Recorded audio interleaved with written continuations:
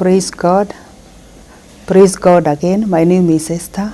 I hope you have had a wonderful week. Today, the 31st of May, the year 2020, I'm bringing the word of God to you from the book of Matthew, chapter number 7, verse 24 to 27. The theme of my message today is Christ, my foundation. The Bible says that, therefore, everyone who hears these words of mine and puts them into practice is like a man who builds his house on the rock. The rain came down, the streams rose, and the winds blew and beat against that house. Yet it did not fall because it had its foundation on the rock. But everyone who hears these words of mine and does not put them into practice is like a foolish man who builds his house on sand. The rain came down, the streams rose, and the winds blew and beat against that house, and it fell with a great crash. Praise be to God. So we find Jesus here concluding the Sermon on the Mountain, and Jesus is comparing two builders. One, he calls him a wise builder, and the other one, he calls him a foolish builder. And the Bible says in the book of Luke 6 and verse number 47 and 48 that whoever comes to me and hears my saying and does them, I will show you whom he is like. The Bible says like he is like a man building a house who dug deep and laid the foundation on the rock. And when the flood arose, the stream beat vehemently against that house, and it could not shake it, for it was founded on the rock. Praise be to God. So having our foundation in Christ means hearing him through his word and obeying him, becoming the hearers and also the doers of his word. Digging deep means deep into the right foundation to allow stability in our faith. In other words, when we have faith in Christ Jesus, then we let our faith rest on him and not on anything else. Praise be to God. The Lord Jesus Christ is the only true foundation for anything. It is also the only way to God our Father. The Bible says that Jesus is the way, the truth, and the life, and there is no one who can come to the Father except through him. Jesus Christ, the true foundation. Praise be to God. So the way of life is our relationship with Jesus Christ. We have Christ, the truth, because Christ himself is the truth. And therefore, when we are living in him, when we allow the presence of Jesus Christ in us to remain in us and to work through us through his Holy Spirit, then we get the life, and it is the true life that is dependable, and we can depend on the person Jesus Christ. Praise be to God. So the Holy Spirit of the living God works through us to produce and to help us to practice the word of God, the commandments of God, the direction of God, the things that God would want us to practice in him.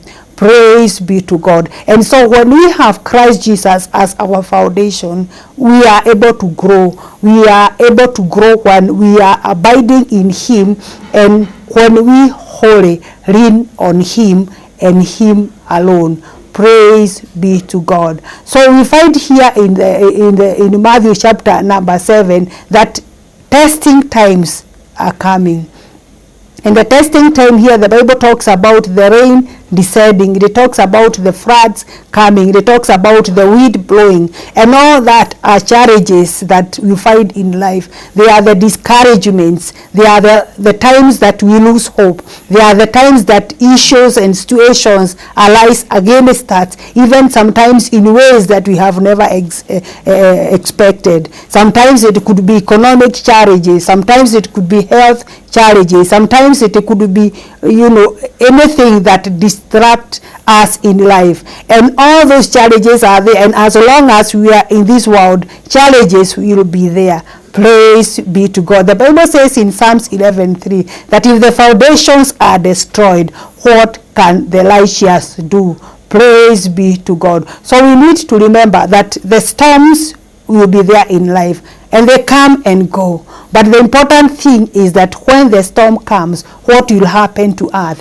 What will be our end result? The Bible says in the book of James, chapter number 1, verse 2 to 4, is that, my brethren, count it all joy when you fall into various trials, knowing that the testing of your faith produces patience. But let patience have its perfect work, that you may be perfect and complete, lacking nothing.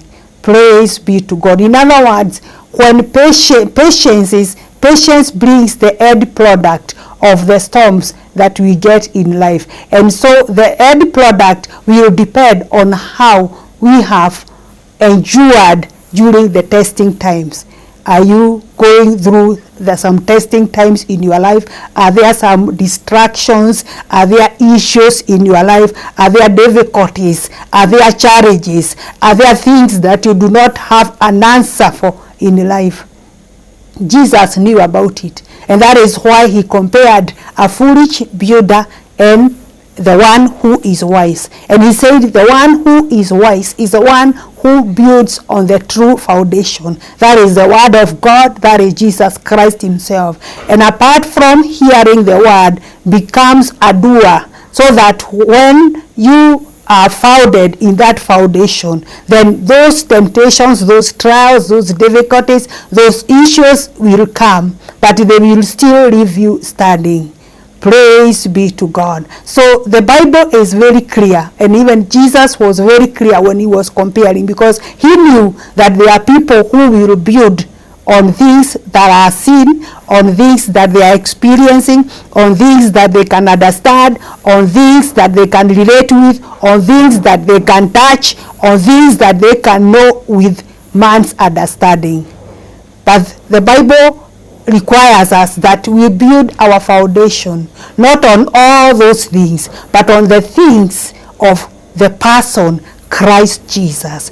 Praise be to God. Because trials will come. Trials are there, and they can come from different areas. But what is important is not the source of the trial. It's not the source of the challenge. It's not what is related with the challenge. It is not what we know that we can do.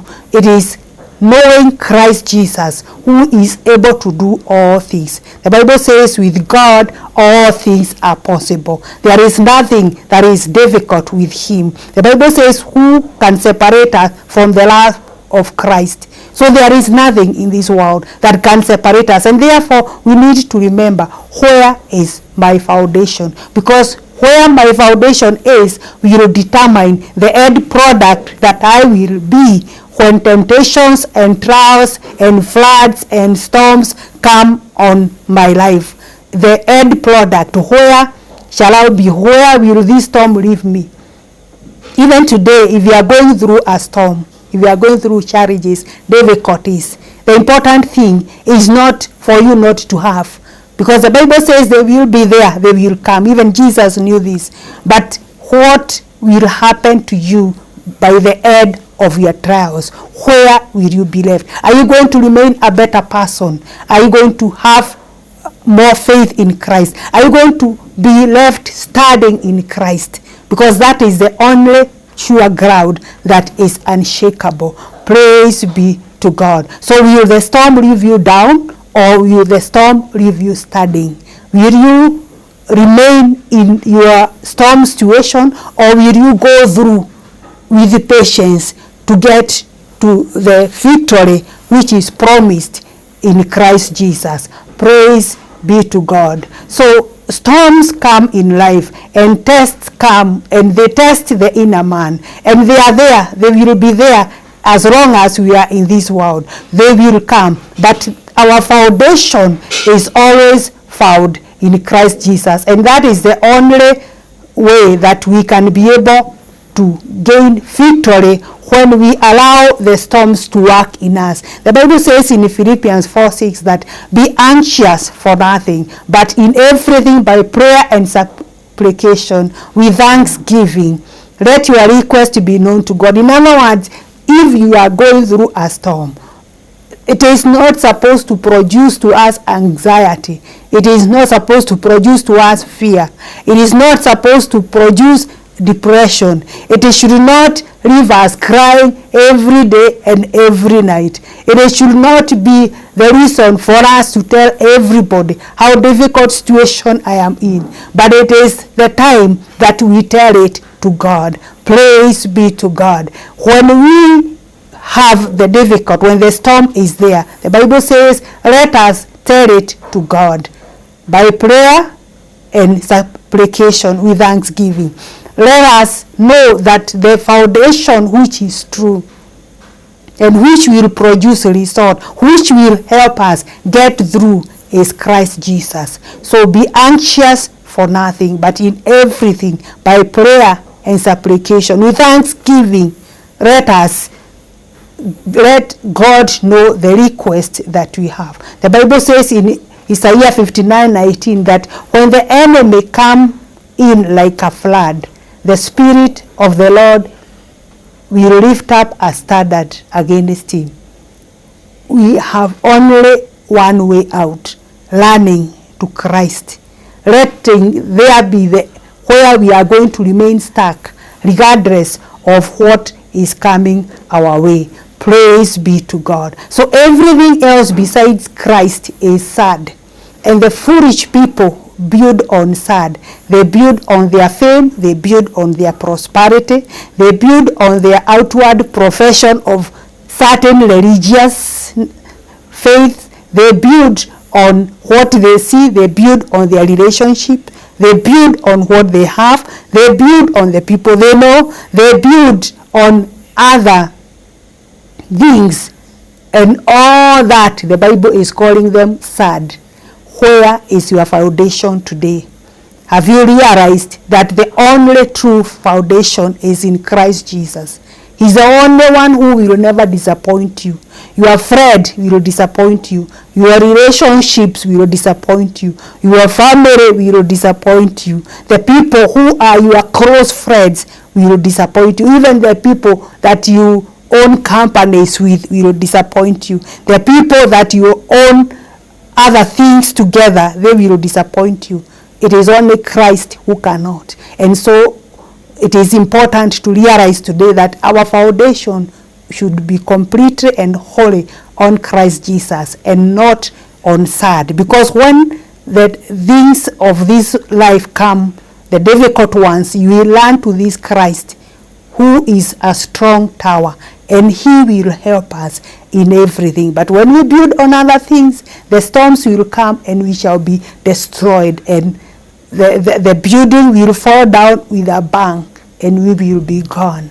So it is important to remember that we need to build something permanent that is relying on Christ Jesus, his promises, his protection, the hope of everything, because he is even the one who is our healer.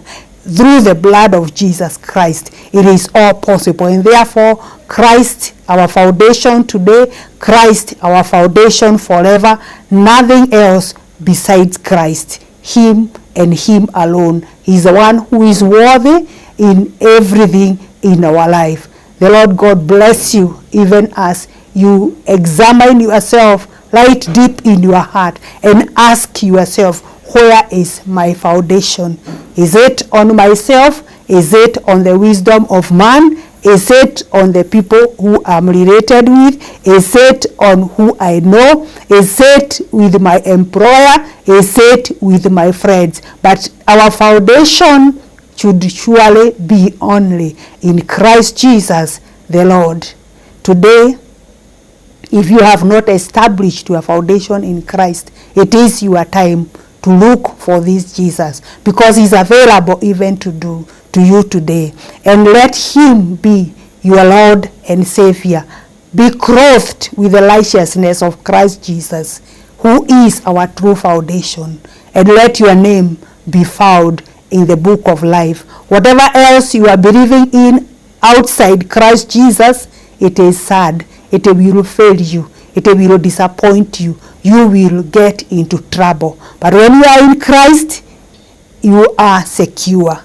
You are secure because he is more and he is more able to do everything. The Bible says when we are in Christ Jesus, we are more than conquerors because he is able to conquer for us. Praise be to God. Shall we pray together? Almighty and everlasting King of glory, in the name of Jesus Christ, we want to thank you for your word today, that you have reminded us that Christ Jesus is the true foundation. We want to ask you, Jehovah Father, that you will reach to every person that is hearing me today, and God Almighty, that the Holy Spirit of the living God will work in every heart that is hearing me today to realize the true foundation being Christ Jesus, and to wholly and completely depend on this true foundation that can never disappoint. We bless you and we honor you. In the name of the Father, the Son, and the Holy Spirit, we pray and believe. Amen. The Lord God bless you. The Lord God keep you in him. Amen.